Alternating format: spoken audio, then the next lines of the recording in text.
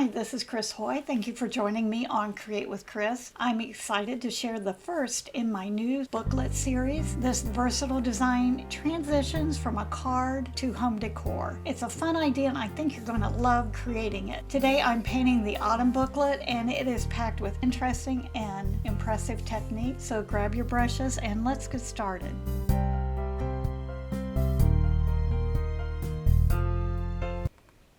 The surfaces are MDF, so I will seal them with a multi-purpose sealer, starting from the middle, working toward the edges to eliminate any dripping down the sides.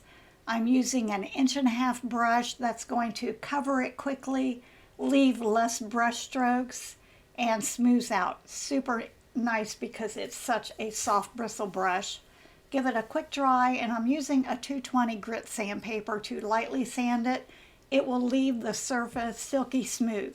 Your brushes will love you for it. Using the same brush, and I'm going to base coat with cobblestone following the directions of the wood planking behind the design. And I'm just giving it one smooth, even coat. Doesn't have to be completely opaque or cover completely. And you can see light and dark. This is my texture blending graining brush. It is amazing for texture, for wood grain, for fur, for bushes.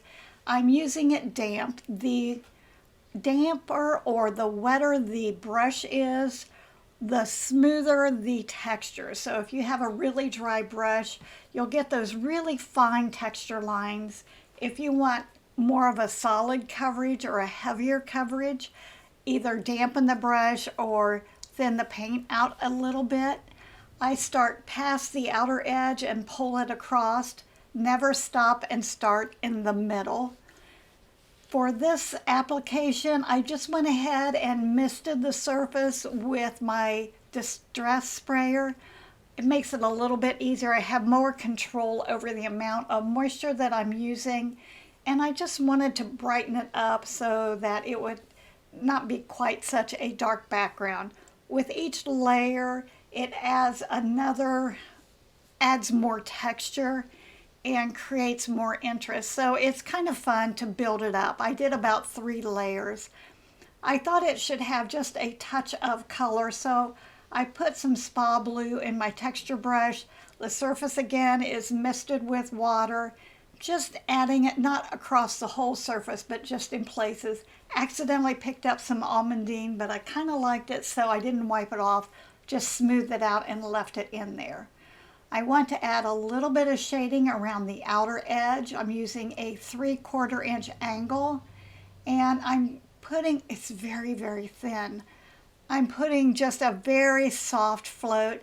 In my mind, I can always go back and add more, but I didn't want this to become too dark, and in the end it really became I loved how it turned out. So as it evolved, don't be afraid to change your mind on what you think it's going to turn out or how you anticipate it.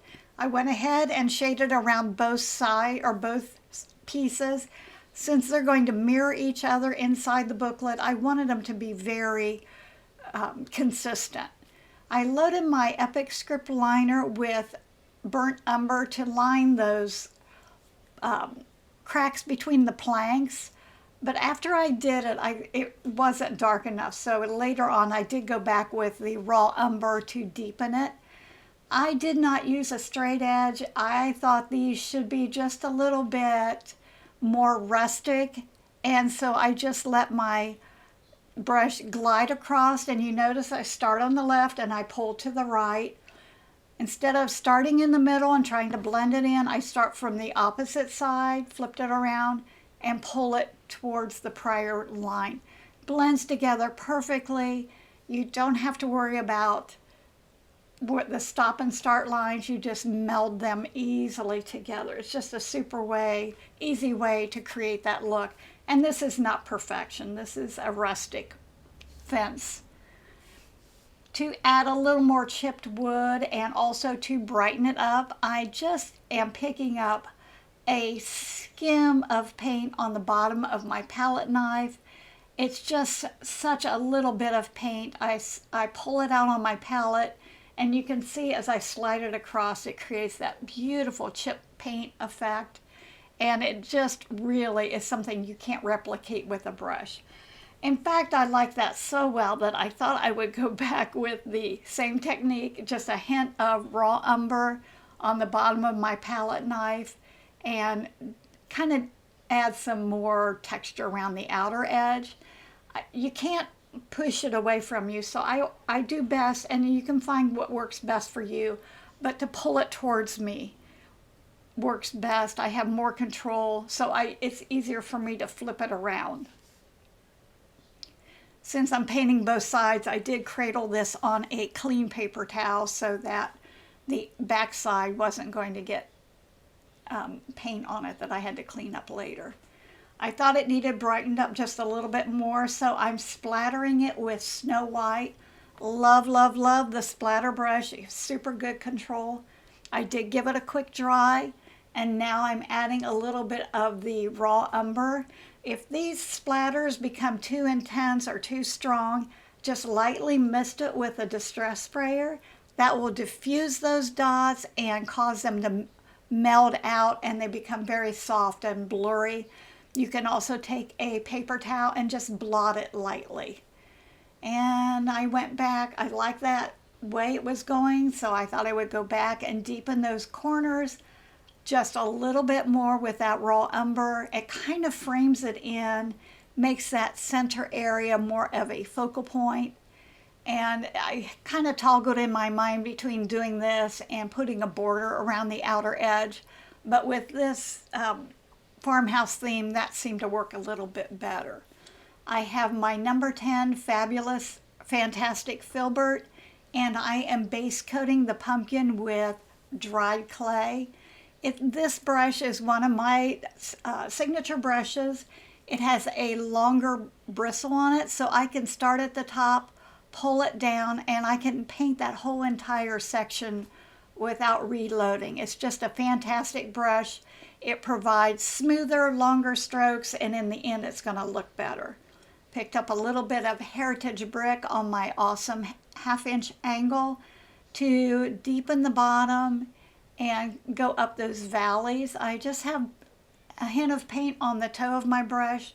In my mind, I can always go back and add more. A little bit of paint makes such a big difference, and so often we don't realize that we kind of do an overkill when putting paint on. So put a little bit on, let it dry, and if you need more, go back and add more. It's very loose paint, so not only can I add more, but I can move this around because it's so very loose. If I don't have it in the right area, I can just walk it over with a few. See how that's not right? So I can just move it over very easily because it is very, I call it loose, and has enough moisture in the brush that I can move it around easily. This is warm beige, and I'm using my number 10 Fantastic Filbert, and I just start at the top and pull that down. It's a loose, dry brush of color, and it's kind of blends out toward the bottom. I lift up, I start at the top, and as I go down, I lift the brush up. My highlights are more on the top and the left, so I can control that very easily. Base coating the stem with almondine using my number 5 Radical Round. Get a little detail in where those grooves, where those sections are to kind of enhance the shape of that stem. I do dry it. Look at my talent here. I can dry and load my brush at the same time. I'm using some raw umber to just shade at the base of the stem, and then use the chisel edge of the bristles to pull them up to create that, the ridges. And then it got a little dark, so I'm just going back with my Epic script liner and pulling some more of that almondine in. And then I went back to brighten that with Snow White. Still using my Epic script liner. If you're not familiar, it's just a little longer than a liner, shorter than a script, excellent control. This is my diverse dry brush. This is the most amazing brush you will ever use. It is awesome to put texture on. It just is so versatile. I guess that's why I called it diverse. But I am dry brushing. I loaded a little bit of Snow White, wipe the excess off on a paper towel, and go back and dry brush to add those highlights on there a little bit stronger. Once I know how much paint's on my brush, I can get a little more aggressive with the dry brush and go back and add a little more strength to that highlight. It's just almost kind of magical the way that it builds up the sparkle and the highlight colors. And look at that, what a difference. Look how easy that is. These brushes are just wonderful. Picked up a little bit of that raw umber just to deepen the shading at the base. Also is going to pull some of that dark color in the pumpkin. I didn't want the pumpkin to be dark, but I wanted to have the base of it to look very grounded. I'm using my 1/4 inch Awesome Angle. This is another one of my brushes in my signature series. Just a little bit longer bristle. Again, you got a longer stroke, you're going to have more continuity and you're going to have better results. They're really nice brushes, get a lot of life out of them, a lot of bounce, just a great brush. I did go ahead with my white chalk pencil and sketch on a bow and a tag. I'm using my number 10 flat just to base coat that tag on. I start with the chisel edge and I flip it over and start with the chisel edge. I get straight edges on each end of the tag using almondine, and I am using the same color, my Epic script liner, to base coat that ribbon on. If your liner, Epic script liner, is loaded correctly, the paint should flow for quite a length of time before you have to reload. If you're not getting a long, smooth stroke, there's not enough moisture in the brush. And it makes it so much nicer if the brush is loaded well, has enough moisture in it to be able to stroke in quite a bit before you have to reload. One thing nice about the white chalk pencil, it erases with moisture, so I don't have to worry about erasing my chalk lines. I can just go back with a wet brush and remove them. This is burnt umber, and I'm just putting a little shading on the tag, and then I'm going to highlight the other side with Snow White just to brighten that up. On the ribbon, and here's where the edge was a little rough, so I took a clean brush, just went down the side, and then I can remove that chalk pencil that easily. Using the ribbon, I wanted to brighten it up. This is Snow White, and I'm just not exactly top coating the prior stroke work, but adding to, so that white is not a very strong color. So if I would have put it on directly on the pumpkin, I would have probably had to do 2 or 3 coats to get the brightness I want. By having that almondine base coat, it's really nice because this white's going to start to pop.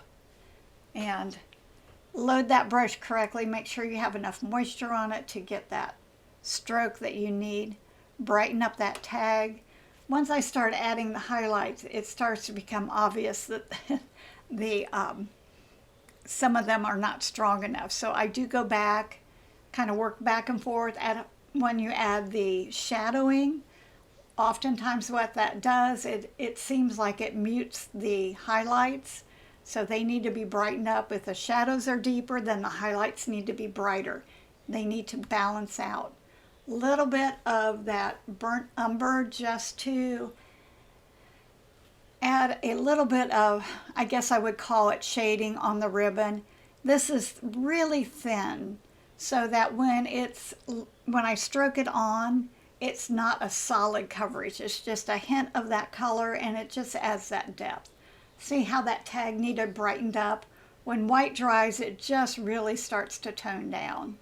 And I thought it would be kind of fun to add a little bit of spa blue just for another hint of color. So I've loaded my Epic script liner and just kind of popping that in a little bit on the ribbon. I did end up putting some on the stem and also on the tag. If you have any questions, let me know. I'd love to hear from you. Be sure to give me a thumbs up and hit the bell. Don't forget to subscribe, that way you won't miss out on future videos. Love the way this paint goes on. It's just a hint of color, but it really, a little bit of paint makes a big difference. And I just thought I'd tuck some in on the tag as well. It just keeps it from being kind of plain and I don't want to say boring, but this is raw umber. This is going to be my drop shadow.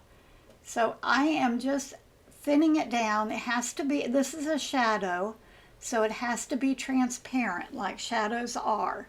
So I am painting it below and to the left just a little bit. My light source is from the top and the right, so my shadows are going to drop down to the left and below. And what a difference this little bit of drop shadow makes, especially right on this one. Look how that lifts that little bit of ribbon up. And take time to do these little details. This is not a difficult project. And I painted most of it on the video in real time. There's a couple places that I sped up, but the only thing I did was take out the dry time and a little bit of the repetition base coating. But probably in real time, this could be painted in maybe an hour and a half. Add a dip dot of soft black to the tag. Thin down soft black, and I'm painting the letters, and you can see I can paint pretty much the whole word with one brush load. And how nice is that, because all of the lettering will be the same consistency, simply because I don't have to reload and try to match up the prior strokes. The last thing is to finish up the ribbon, and is to add a white, snow white highlight. And this also cleans up any areas that are a little uneven and tones the blue down, just kind of pulls it together and gives a lot of continuity. I've thinned my paint down and just highlighting the parts of the ribbon and bow that I want to stand out, the top and the left side, and especially that little loop that hangs on, that the tag hangs onto. The tag was a little bit dull, so it needed some highlights on it to brighten it up. And I'm just taking the snow white, I'm just going to put it on that outer edge and a little bit in the corner. I knew I wanted a design in the corner. I love this brocade collage stencil. It's a beautiful stencil. It has so many different designs in it. And it's one that can be used over and over. Decided I wanted to use the brocade design in the corner. And I knew that I did not want each corner to be identical. So I'm just picking out bits and pieces of the stencil to add that design until I'm satisfied with it. I'm using raw umber, and I put just a little bit on my stencil brush, work the paint into the bristles, wipe it over a paper towel to remove the excess, and it's just the soft bristles in the stencil brush create almost a airbrush effect. Absolutely beautiful. To do the lettering, I bumped up the color to soft black. I wanted it to stand out. Using my Epic script liner just to line all of the lettering. Make sure that you have enough paint on your palette, that it is thinned down so that you don't have to go back and reload. When you reload, remix. It just helps it to go much, much faster. I wanted to do a fun lettering that did not, was not super perfect and even. I thought this needed to be a rustic design, kind of relaxed, kind of fun. So I'm allowing the letters to be a little bit uneven, which is great. If you're worried about lettering, these are perfect letters to create. I did trace on the lettering, but you can see I'm kind of moving it to fit in a little bit better. When I painted these letters, I did change my mind, and you'll see later on that I decided I didn't like all of the capital letters. So even after it was dried, I went in and removed it because the underneath paint had been dry. I could lift it off and not dig into that background paint. On the script lettering, I thought I could go in with a shader and paint it, but I decided that it would be easier to do the thin line first as a guideline. And I'm still using my Epic script liner to script in the words and the lettering. And sometimes when you have a busy background, it's hard to see the tracing lines.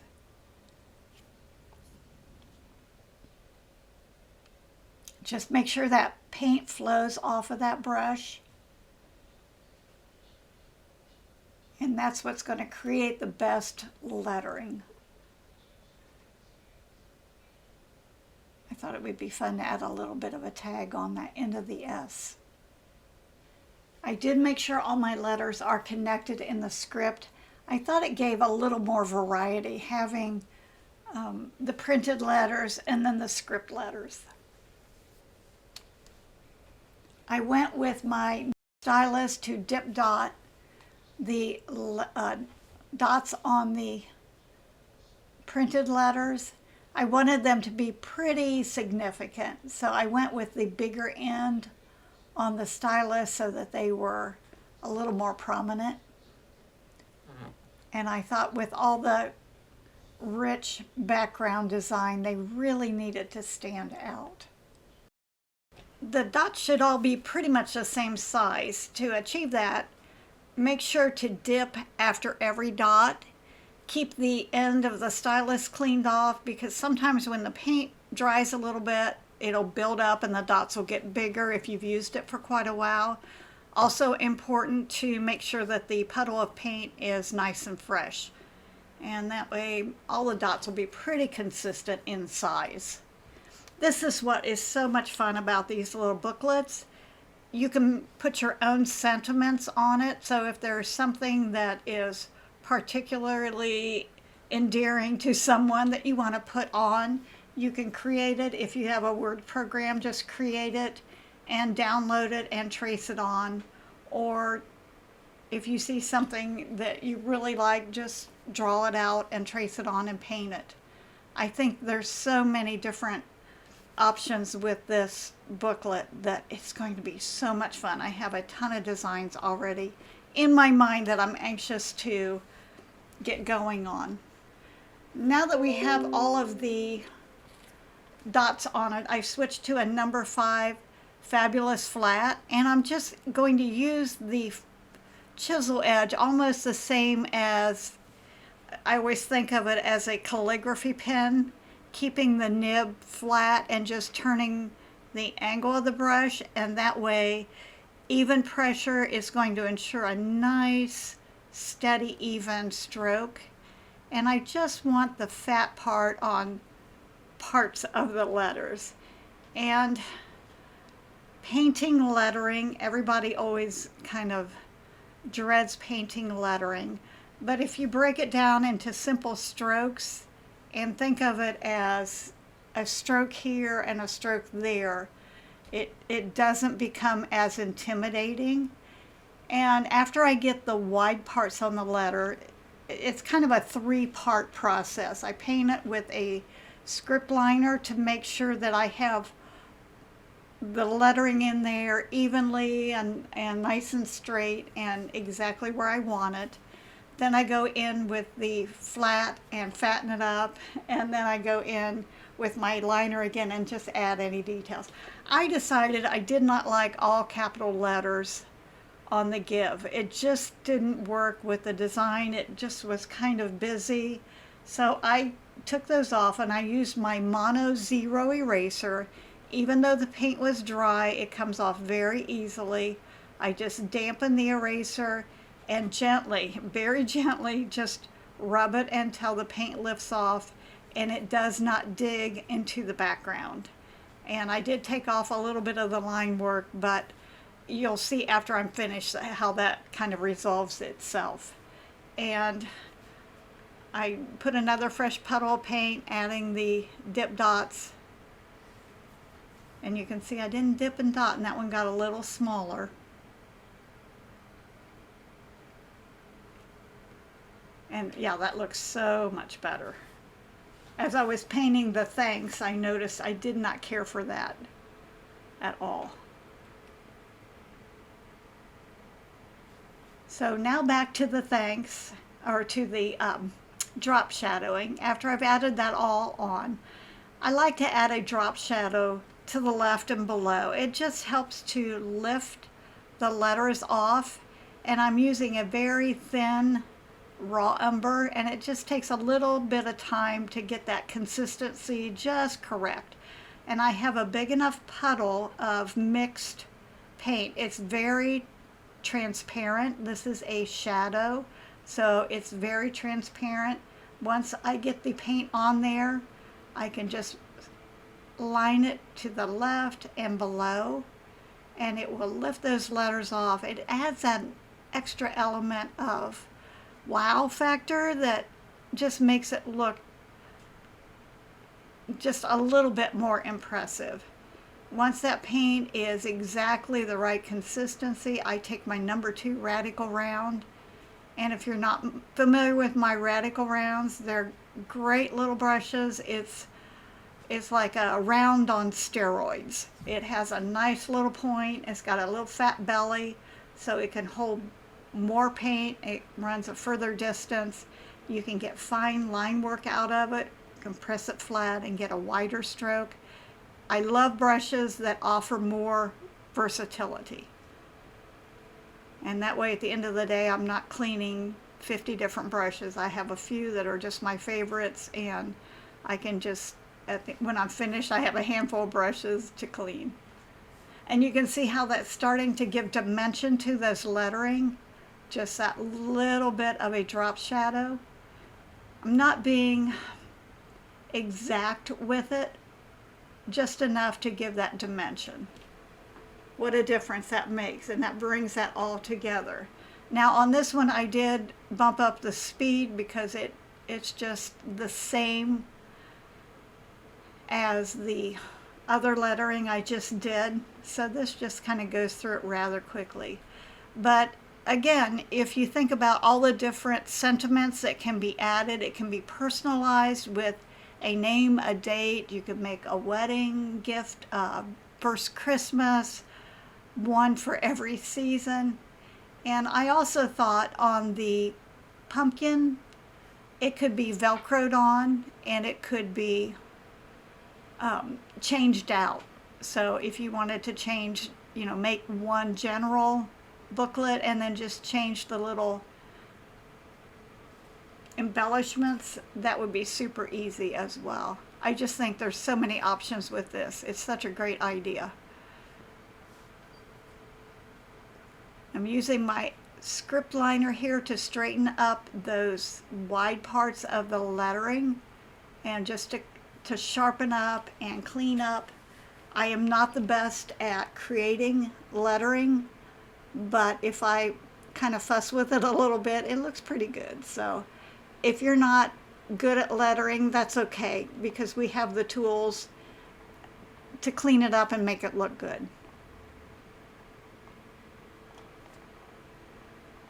Adding those dip dots. Look what a difference that makes. And here I did use all capital letters, but I think it's the consistency of using all uppercase, whereas the other was mixed upper and lowercase. I did let this dry before I put my drop shadowing in. This is the thinned raw umber, and I'm using that number 2 radical round. It's just perfect for creating that drop shadow. And I use my mono 0 if I have anything that needs to be lifted or removed. That little mono 0 eraser is perfect. Now on the back side, I wanted it to be different. You know how you get a greeting card and it has on the back side, you could even put created by and your name, but I thought it would be fun just to have a little bit of a design, but not the same. So I base coated it raw umber, and then I went back with my stencil to put a little bit of that brocade stencil. And I will mention this because I didn't do it, and I should have. I did not clean my stencil, so it had a lot of burnt umber on it. Just makes it a little difficult to see through it. And also, if you're stenciling on the side that has the dry paint on it, sometimes that'll rub off. So I do encourage you to make sure to clean the stencils well after you've finished using them. It just makes the next time a little bit easier. I thought it would be fun just to have a different kind of a design. I wasn't really sure what I was going to do. You can see my wheels turning, what I wanted to do as far as a design. I thought maybe just a little bit in the corner would be enough. I can always go back and add more. That's my philosophy. And on this one, I ran out of paint on my brush, and I rubbed it really hard. Instead of getting more of a dry brush, I think it pulled off some of that burnt umber or raw umber paint that was on the stencil, and it darkened it down. So it just was not giving any kind of design at all. I thought that was kind of fun. Dropped down to a number 8 Fantastic Filbert, and I'm just using the shape of the brush to create the pumpkin. I start at the top, pull it down, and then do that middle section. I love the crescent tip of the brush. It creates that perfect edge to the pumpkin. So I just flipped it upside down to do the bottom part. So I start at the top, pull it down, flip it up, and do the bottom. And it's just a perfect way to do a pumpkin. 3 sections, boom, boom, boom, finished. Picked up the cobblestone. That's the same color I used on the dry brush stenciling, just to pop in a stem. Going back to the pumpkin, I loaded my number 8 filbert with heritage brick, and I just pulled it up from the bottom. And that's it. I wanted it to look not real smooth and even, and I thought that was really a nice effect. And I'm going back with the warm beige to put some highlights on the top. Picked up some burnt umber to add a few lines, striations on the stem, and a little bit of shading at the bottom of the pumpkin. And look how, I just think that looked really nice. After I put the pumpkin on, it just looked a little bit empty in that area. I love that lattice work portion of the stencil, so I decided I would go ahead and drop that in. What I really love about this stencil is the fact that it can be connected. So I'm just putting in the lattice work that I can get to really easily. So, and I'm not trying to do it all, just where, and I want to be careful to not go over the pumpkin. So I'm going around the pumpkin. This is a dry brush. Look at that. Now I can match it up. I just go in and line it up. And usually I put my finger where the pumpkin is, and that way I don't stencil on it. Or I grab one of my painter's pals and I can lay it over the stencil or over the pumpkin, and it creates a mask, and that way I don't have to worry about it. So whatever you need to do to not get paint on the pumpkin, just love that lattice. Isn't that pretty? And I wanted to add just that one more little section right above. And I just have to find that right area, line it up, and just put that little bit in.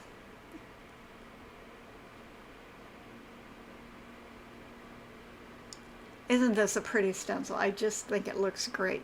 Let me know if you have any comments or questions. I hope you give this a try. It's such a fun project, and I can see so many different opportunities to use this, and I've got a bunch of designs I'm anxious to get started on. And I think, you know, mixing this with some techniques, it can be a super quick project. What a great, instead of Christmas cards, maybe doing something like this and sending it to those special friends. And it, once you attach it, it stands up like a photo frame. So not only is it a sentiment, it can be used as home decor as well.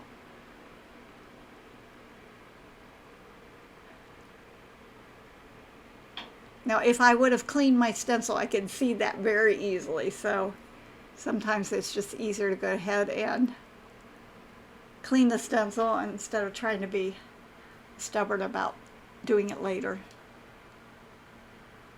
Now I'm just going back wherever I think it needs to be a little stronger. Isn't that pretty? That lattice work I think is absolutely beautiful.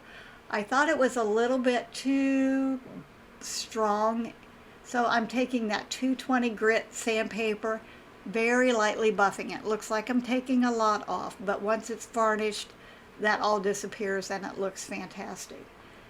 I had a little bit of speckling on all of the other portions of the booklet, so I thought it would be fun to add just a bit of the Snow White and let that dry.